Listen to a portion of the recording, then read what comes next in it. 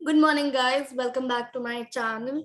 So, thank you so much for watching. And before we actually begin, please subscribe to my channel so that जो तुम्हारी new videos आएगी वो तुम्हें पता चलता रहेगा. ठीक है? Now, actually, अगर तुमने first video नहीं देखी है तो go and watch that first video. क्यों? क्योंकि वो बहुत ही ज़्यादा important है.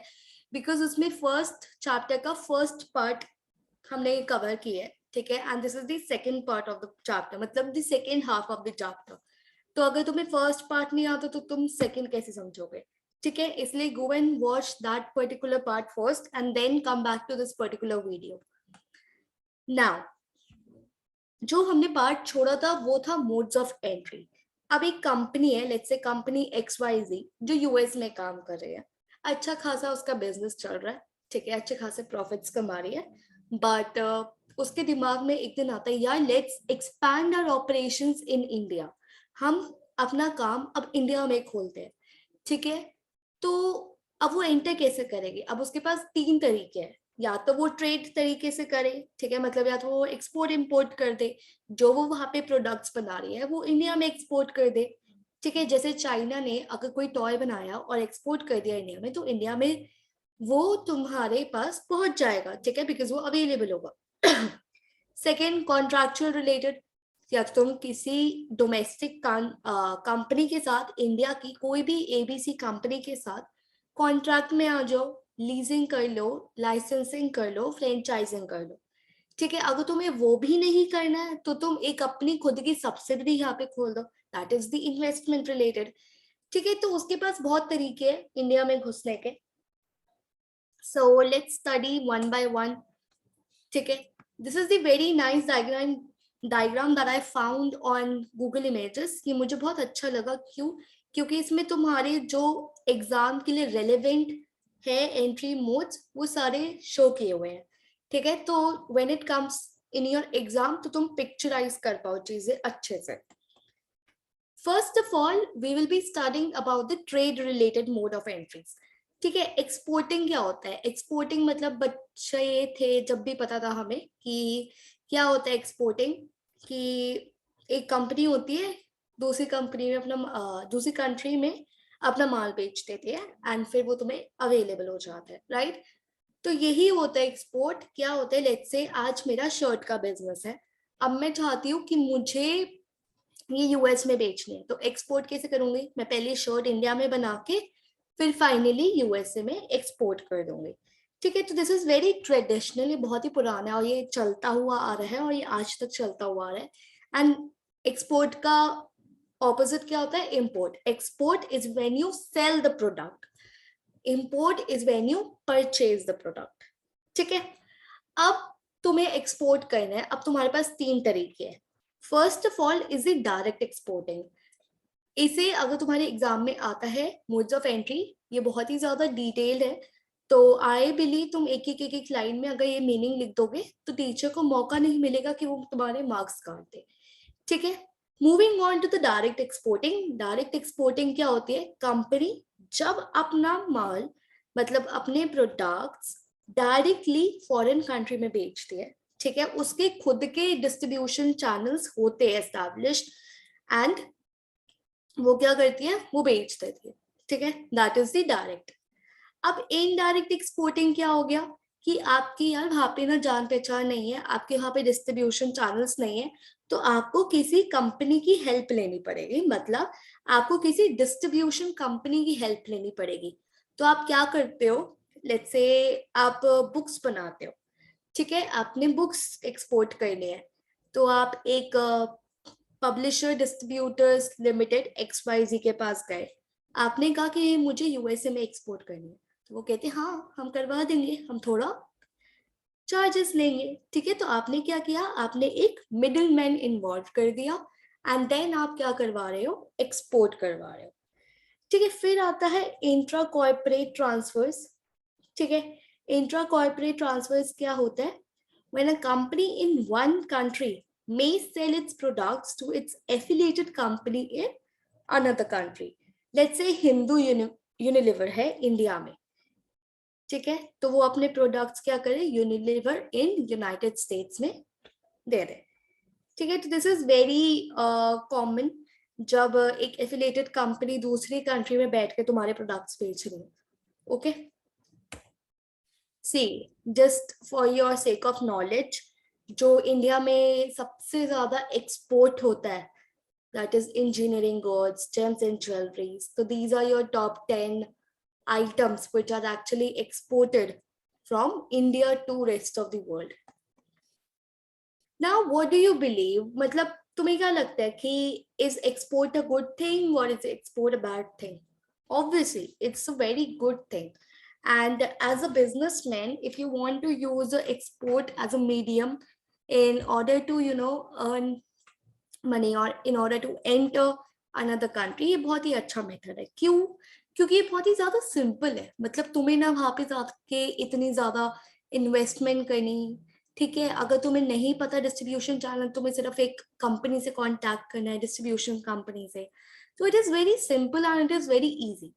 Second of all, as I mentioned, यहाँ पे आपको इन्वेस्टमेंट नहीं लगानी.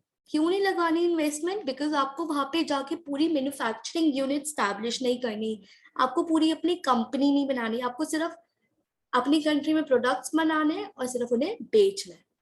Obviously it has less risk. अगर तुम पैसा कम इन्वेस्ट करोगे तो रिस्क भी कम है. ठीक है.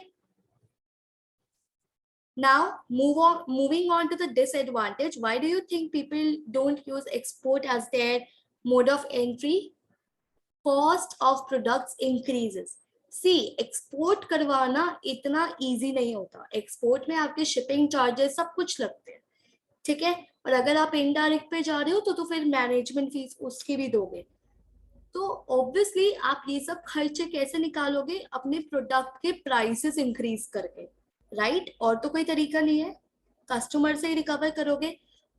ठीक है, तो आपने क्या किया? अपने प्रोडक्ट के प्राइसेस बढ़ा दिए. लेट्स से आपका 100 रुपए का प्रोडक्ट था, अब आपने सारे ये चार्जेस लगा के 150 का अपना प्रोडक्ट कर दिया. एक बात बताओ, वो अगर दूसरी कंट्री में जाएगा तो थोड़ा ये लेस कॉम्पिटिटिव प्राइस नहीं हो गया? क्या पता कॉम्पिटिटर सस्ते में बेच रहे हो तो आपका प्रोडक्ट तो वही मार खा गया. ठीक है, तो cost of the product increases and hence it becomes less competitive as compared to your competitors. Second of all, it her country में एक्सपोर्ट इतना फ्रीली हो जरूरी नहीं है. कई बार बहुत ही ज्यादा रिस्ट्रिक्शंस होते हैं. क्यों? क्योंकि गवर्नमेंट को अपने इन हाउस प्रोडक्शंस को प्रमोट करना पड़ता है. ठीक है, तो वो बहुत ही ज्यादा एक्सपोर्ट लिमिटेशंस लगाते हैं in terms of quantity or any other legal requirements. तो ये सारी restrictions fulfill करना is also a huge task. Thirdly, no close contact with the customer. अब आपको नहीं पता कि आपका प्रोडक्ट कौन खरीद रहा है, आपने जरा बेच दिया. लेट्स से चाइना ने हमें टॉयज बेच दिया, अब उसे क्या पता कि कौन खरीद रहा है. ठीक है, so there is no contact with the customer. आपका product just like other competitors is selling. ठीक है, यहाँ पे आपकी कोई कंपनी नहीं है जिससे कॉन्टैक्ट हो सके directly. Second of all is your contractual entry modes. ठीक है, तो हमने जो ये स्लाइड देखी थी उसमें हमने ट्रेड रिलेटेड कर लिया, दैट वाज एक्सपोर्ट. अब हम मूव कर रहे हैं सेकेंड मेथड पे. सेकेंड मेथड पे 3 मेथड हम पढ़ने वाले हैं, that is licensing and franchising, contract manufacturing and turnkey. Sorry, this is spelling error, this is turnkey. ठीक है, first of all moving on to the contract manufacturing. Contract manufacturing क्या होता है? लेट्स से पहले पढ़ लेते हैं फिर समझाते. ठीक है, company enters into a contract with a firm in foreign market to manufacture और assemble the product as per its specifications. ठीक है, क्या हुआ? यूएस में एक कंपनी ए है एंड इंडिया में एक कंपनी नहीं है, लेट्स से. ठीक है, इसने क्या किया? लेट्स से कंपनी ले लेते हैं. ठीक है, यूएस की कंपनी ने बोला कि आप हमारे लिए प्रोडक्ट बनाओ. ठीक है, लेट्स से आप हमारे लिए जूता बनाओ. अब जूते का क्या स्पेसिफिकेशंस होगा, कितना रॉ मटेरियल, कितना फाइबर, कितना डिजाइन, कितना स्केल, कितनी कौन से कलर, सब कुछ हम आपको देंगे, आपको सिर्फ बनाना है. ठीक है, तो ये क्या हो गया, कॉन्ट्रैक्ट मैन्युफैक्चरिंग। आप दोनों एक कॉन्ट्रैक्ट में आए कि आप हमें सारे पैसे स्पेसिफिकेशंस प्रोवाइड करो, आपको सिर्फ जूते बनाने, ठीक है, एंड इन रिटर्न जूते बना के हमें दे देना, ठीक है, सारी एडवर्टाइजिंग सब कुछ हम करेंगे। ओके, तो this is known as contract manufacturing. तो यहाँ पे आंटी जूता बना रही है, ठीक है, नाइकी के जो आप शूज पसंद है आपको, तो this is how things are done for Nike, Reebok, and many other companies. In general world, it is mostly known as outsourcing your work in the manufacturing industry. ठीक है, अब इसके एडवांटेजेस क्या है, आपको वहां पे जाके कोई फैक्ट्री नहीं सेटअप करनी, आप तो सिर्फ कॉन्ट्रैक्ट में आए हो, company A and company B, तो आपकी प्रोडक्शन फैसिलिटीज की जो सारी कॉस्ट थी, सेटअप कॉस्ट थी, वो बच गई। Secondly, free from risk of investing in foreign market.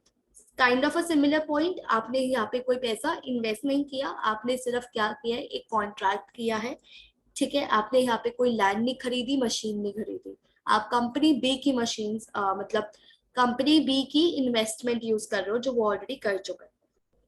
You can start immediately, आज आपने कॉन्ट्रैक्ट किया, कल आप शुरू कर दो, ठीक है, low production cost, again same reasons, because आपने यहाँ पे कोई इन्वेस्टमेंट नहीं करी, ठीक है। Last, benefit to the local producers. Obviously आप अगर इंडिया में आप ऐसा कुछ कॉन्ट्रैक्ट में आ रहे हो, तो उस कंपनी को लेबर एम्प्लॉय करनी पड़ेगी, रिसोर्सेज खरीदने पड़ेंगे, तो ये तो बहुत ही ज्यादा बेनिफिशियल है लोकल प्रोड्यूसर्स के लिए, बिकॉज आप एक सोर्स ऑफ एम्प्लॉयमेंट दे रहे हो, ठीक है।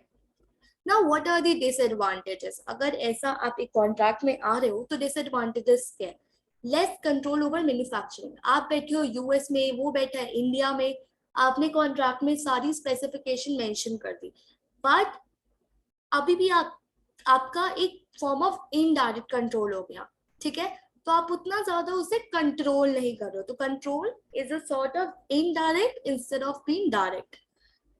सेकेंडली, लोकल फर्म्स, अब अगर उसने क्वालिटी डिजाइन से कॉम्प्रोमाइज कर दिया, तो एट द एंड आपकी कंपनी की रेपुटेशन खराब होगी, उसका कुछ नहीं जा रहा, ठीक है।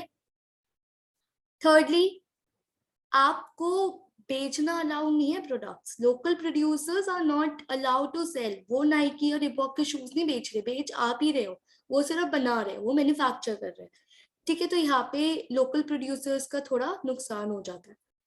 रिस्क ऑफ पोटेंशियल कॉम्पिटिटर, क्यों, क्या पता इंडिया में आपके कॉम्पिटिटर्स बैठे हो और उन्हें अगर पता चले कि यार यहाँ पे नाइकी रिबॉक के शूज मैन्युफैक्चर होते हैं, तो लेट्स सी हम भी करके देखते हैं, हम भी इन्हें हायर कर लेते हैं, तो पोटेंशियल कॉम्पिटिटर्स तो आएंगे ही आएंगे। अगर आपकी कोई टेक्निकल सीक्रेट्स है, लेट्स से आप कोई ऐसी रेसिपी है, या आप कोई ऐसा चिप बना रहे हो, या आप ऐसी कोई सॉफ्टवेयर डेवलप कर रहे हो जहाँ पे सीक्रेट्स है, ठीक है, तो वहां पे ये प्रेफर नहीं होता, बिकॉज तुम्हारी सीक्रेट्स लीक हो जाए, there is a high possibility. Now let's move on to the second method, that is licensing and franchising. Very very very common. Licensing क्या होता है हमें पता है, फ्रेंचाइजिंग क्या होता है। लाइसेंसिंग क्या होता है, जब आप अपना let's say patent, brand name sorry, that is franchising, I am very sorry. Franchising पढ़ लेते हैं पहले। यहाँ पे दो पार्टीज इन्वॉल्व होते हैं, एक होता है फ्रेंचाइजर और एक होता है फ्रेंचाइजी। फ्रेंचाइजर जिसने बेचा होता है, ठीक है, that is the owner, and franchisee जिसने ये ली हुई होती है, जो रॉयल्टी फीस पे करेगा। लेट्स से मैकडी का फ्रेंचाइजी है, ठीक है, आपके पास, इसका मतलब क्या है, आप मैकडी का ब्रांड नेम यूज करके, उसके स्पेसिफिकेशंस, उसके इंस्ट्रक्शंस यूज करके अपना बिजनेस यहाँ पे खोल सकते हो, राइट। तो आपके पास क्या है, फ्रेंचाइजी है। When it comes to the licensing, this is mostly actually mainly common in your manufacturing industries. तो कैसे बनता है, लेट्स से आपने लाइसेंस लिया किसी एप्पल प्रोडक्ट का, तो वो आपको क्या करेंगे, आपको ब्लू प्रिंट्स देंगे, आपको कैसे बनाना है ये बताएंगे। तो आपने क्या लिया, आपने एक लाइसेंस लिया। Obviously it is an intangible asset, that is it cannot be touched and seen. It is an intangible, it is not visible. ठीक है। एंड आप एप्पल के फोन्स बनाओ एंड आप बेचो, एप्पल के फोन्स बनाओ। तो this is how you are manufacturing the products in the name of Apple. तो आपको सारी एक्सपर्टीज मिलेगी, नो हाउ मिलेंगे एंड ब्लू प्रिंट्स मिलेंगे। See this is an example, classic example of licensing. आपने डिज्नी से मिकी हाउस का license लिया, तो आप अपनी टी शर्ट्स पे मिकी हाउस प्रिंट करके बेच रहे।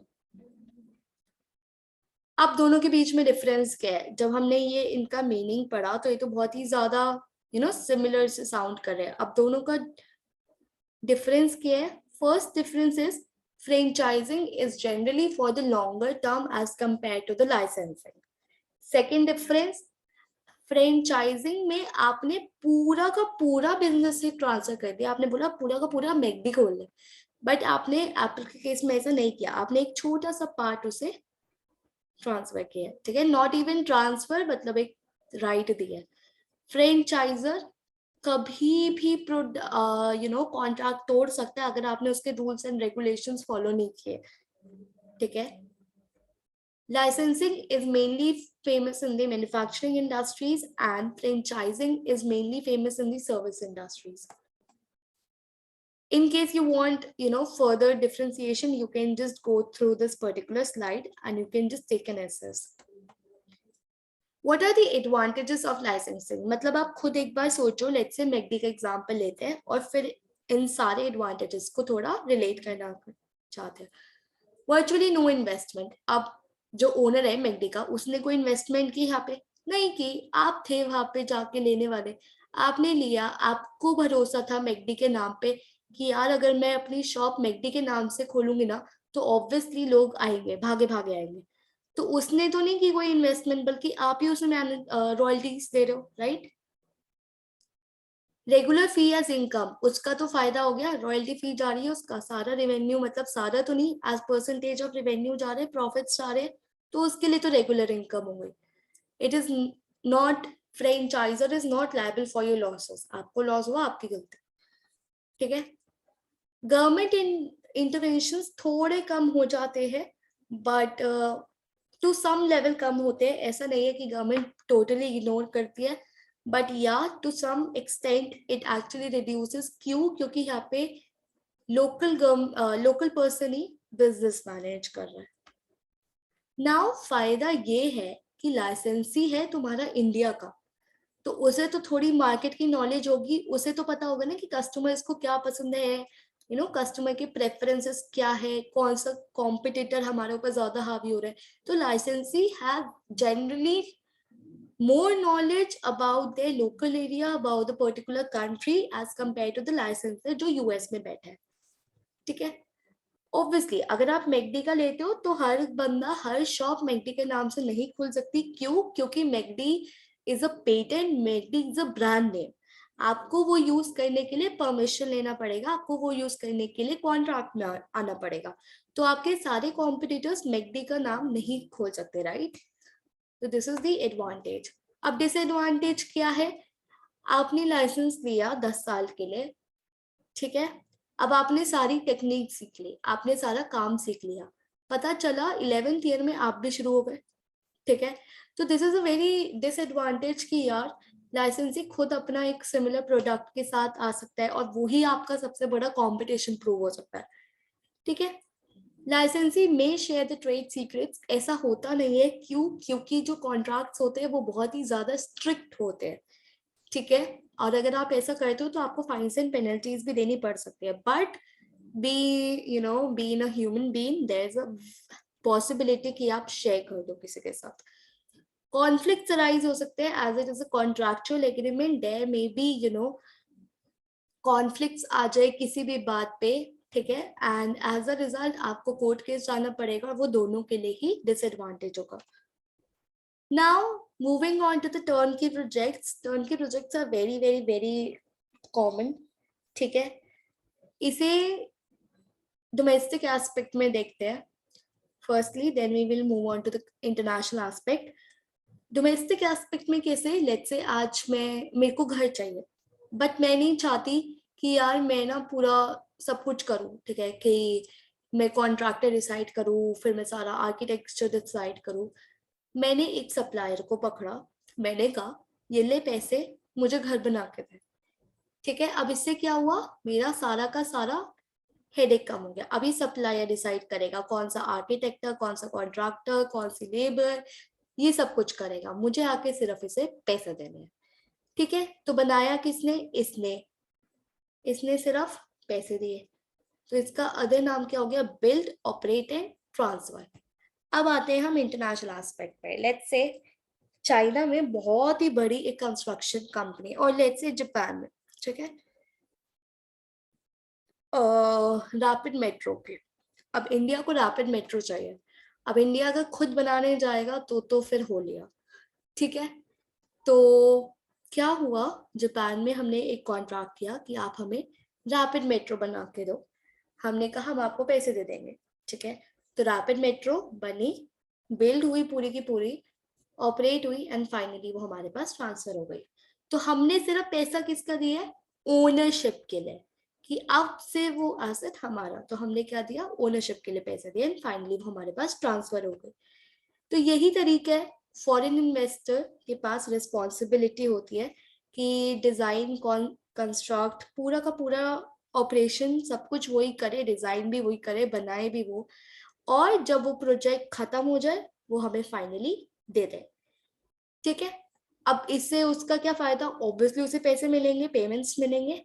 ठीक है, एंड ये सब कब होता है, ये सब जब होता है जब बहुत ही ज्यादा कॉम्प्लेक्स प्रोजेक्ट्स होते हैं, बहुत ही ज्यादा लार्ज स्केल प्रोजेक्ट्स होते हैं। लेट्स से एयरवेज हो गया, रेलवेज हो गया, रैपिड मेट्रोज हो गए। ठीक है, ऐसे प्रोजेक्ट्स, एंड ये बहुत ही ज्यादा लॉन्ग टर्म होते हैं, and it is mainly in the infrastructure projects. ठीक है, these are your turnkey projects. You can go through this particular image. I found it very nice. In order to have a deeper understanding, you can just go through the steps. तो आपको और clear हो जाएगा. Now let's move on to the third method. Okay, तो हमने trade related में export import कर लिया, कॉन्ट्रैक्चुअल में हमने 3 पढ़े, licensing and franchising, turnkey, and और कौन सा था, कॉन्ट्रैक्ट मैन्युफैक्चरिंग। अब हम पढ़ने जा रहे हैं इन्वेस्टमेंट रिलेटेड। अब आते हैं इन्वेस्टमेंट रिलेटेड। इन्वेस्टमेंट रिलेटेड में क्या है, अब आप खुद का पैसा इन्वेस्ट करो। ठीक है, अब आपके पास 2 ऑप्शंस हैं, या तो आप जॉइंट वेंचर करो, या तो आप किसी के साथ हाथ मिलाओ, या तो आप पूरी की पूरी कंपनी ले लो, या आप पूरी की पूरी कंपनी खुद स्टैब्लिश कर लो। ठीक है, सबसे पहले हम जॉइंट वेंचर्स पे करते हैं, when 2 parties come together for better to achieve a common goal. तो आपने क्या किया, आप यूएस में बैठे हो, वो इंडिया में बैठे हैं, दोनों ने कोलैबोरेशन कर ली। ठीक है, this is a very nice example that I found, that is Kellogg's and Wilmer. These 2 companies actually collaborated in order to enter the Chinese market. ठीक है, एंड ये दोनों के लिए बहुत ही ज्यादा एडवांटेजेस प्रूव हुआ था, and this particular example is not valid today because Hero and Honda का आई बिलीव अब सेपरेशन हो चुका है। I am not sure, but according to my knowledge they have been separated now. तो यही हुआ कि आपने क्या किया, आप यूएस में बैठे हो, वो इंडिया में बैठे हैं, दोनों ने कोलैबोरेट किया। यूएस वाला कहता है यार मैं ना पैसे देता रहूंगा बट मैनेज तो कर लियो। ठीक है, तो जनरली यही होता है कि ये पैसा देता रहता है एंड ये मैनेज करता रहता है। ठीक है, तो this is how the joint venture goes. These are the, अच्छा अब जॉइंट वेंचर हमेशा सक्सेसफुल हो ऐसा जरूरी नहीं है। तो these are the few example जहाँ पे तुम्हारा जॉइंट वेंचर्स बहुत ही ज्यादा बुरी तरह फेल हुआ है। Ford and Mahindra, Maruti Suzuki and TVS. So these are few examples of joint ventures जो बहुत ही ज्यादा फेल हो गए थे। Now, what are the advantages of your joint ventures? First example is आपको थोड़ी एक्सपेंशन कम, सॉरी इन्वेस्टमेंट कम करनी पड़ेगी। लेट्स से 2 पार्टनर्स ने 50 लाख लगाया एंड फाइनली 1 करोड़ का बिजनेस स्टार्ट हुआ। बट अगर मैं खुद का करती तो मुझे पूरा 1 करोड़ खुद लगाना पड़ता। राइट। लोकल नॉलेज, अब आपके पार्टनर है इंडिया से, उसे पता है कि यहाँ पे डिमांड कैसी है, यहाँ पे टेस्ट कैसा है, लोग कितना पैसा खर्च करेंगे, तो वो तुमसे ज्यादा बेटर डिसीजन लेगा। ठीक है। ऑब्वियसली अगर दो पार्टीज इन्वॉल्व है तो रिस्क डिस्ट्रीब्यूट हो जाता है, कॉस्ट डिस्ट्रीब्यूट हो जाती है, और डिसएडवांटेज ये है कि प्रॉफिट भी डिस्ट्रीब्यूट हो जाते हैं। ठीक है। Lastly, it is much more advantageous to execute the large projects as compared to individual investments. क्यों? क्योंकि वहां पे कैपिटल ज्यादा चाहिए होगी, तो मे बी आपका पार्टनर बोले कि नया प्रोजेक्ट ले लेते हैं, 50-50 कंट्रीब्यूशन कर लेंगे। तो लार्ज प्रोजेक्ट्स को कैप्चर करना, अपॉर्चुनिटीज को गैदर करना बहुत ही ज्यादा इजी हो जाता है, बहुत ज्यादा नहीं but it becomes comparatively easy. What are the disadvantages? अब जहाँ पे दो लोग इन्वॉल्व होते हैं, लड़ाई झगड़ा होना बहुत ही ज्यादा कॉमन बात है, तो कॉन्फ्लिक्ट्स आ सकते हैं। अब यूएस में अगर कोई यूएस का बंदा अगर कोई ट्रेड सीक्रेट शेयर कर रहा है या कोई टेक्नोलॉजी शेयर कर रहा है, तो लोकल पार्टनर लीक कर दे अपने कॉम्पिटिटर्स को। ठीक है। सॉरी, नॉट कॉम्पिटिटर्स, बट अगर खुद ही सब कुछ सीख जाए या सब कुछ कर ले, ठीक है, तो leakage is very common disadvantage in all modes, not all modes, specially licensing, franchising and this particular. अब आता है होली ओन सब्सिडरी। आपका मन नहीं है किसी के साथ अपना बिजनेस शेयर करना, आप कह रहे हो मैं तो खुद करूंगा, जो करूंगा खुद करूंगा, तो 100% इन्वेस्टमेंट आपने लगाई, आपने पूरा का पूरा XYZ।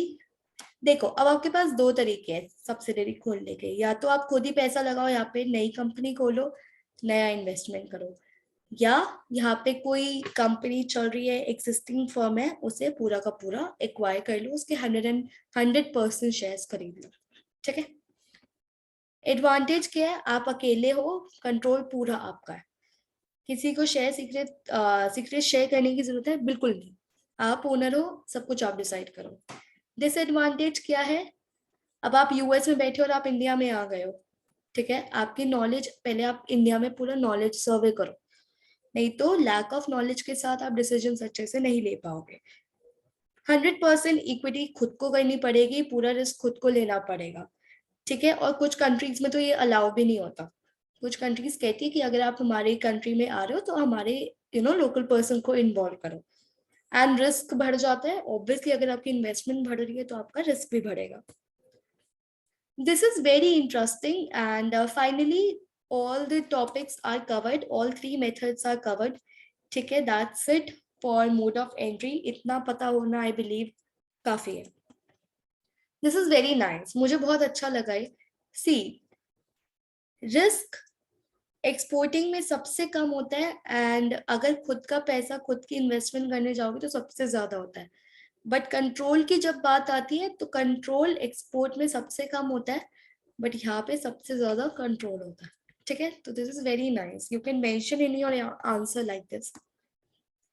क्विक रिकैप, क्या क्या पढ़ा हमने इस पर्टिकुलर चैप्टर में, ये पूरा flow chart, you can just take a screenshot, ये सारे टॉपिक है चैप्टर नंबर 1 में। तो on just seeing this particular diagram you can actually recapitulate all your concept. ठीक है। Thank you so much for watching my video. Don't forget to subscribe to my channel.